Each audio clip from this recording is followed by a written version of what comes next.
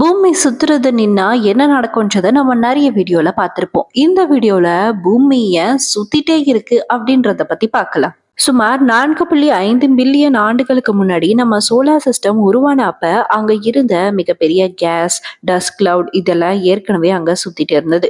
அந்த கிளவுட்லாம் கொஞ்சம் கொஞ்சமா கிராவிட்டியால சுருங்கி அதுல இருந்து சோலார் பிளானட்ஸ் எல்லாம் உருவாச்சு. இது உருவான அப்ப ஏற்கனவே அந்த கிளவுட்ஸ் எல்லாம் சுத்திட்டு இருந்ததுனால பூமியும் சுத்த ஆரம்பிச்சது.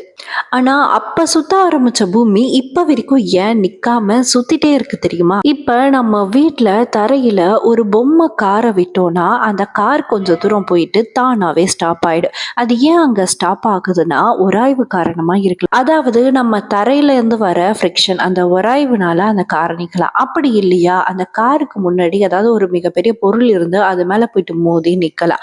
ஆனா நம்ம பூமியை பொறுத்த வரைக்கும் அந்த பூமியை சுத்தும் போது அதுக்கு தடை ஏற்படுத்துற மாதிரி மேல எதுவுமே கிடையாது. பூமிக்கு உராய்வும் ஏற்படாது. அதுக்கு முன்னாடி அதை தடை பண்ற மாதிரி பெரிய பொருட்களும் எதுவும் கிடையாது. அதனாலதான் பூமி அப்போல இருந்து இப்ப வரைக்கும் நிக்காம சுத்திட்டே இருக்கு. சரி, இப்ப பூமி மட்டும்தான் சுத்துதா இல்ல மத்த பிளானட்ஸும் கூட சேர்ந்து சுத்துதா? ஒருவேளை சூரியன் கூட சுத்துதோ? இதுக்கான பதில பார்த்துல பார்க்கலாம்.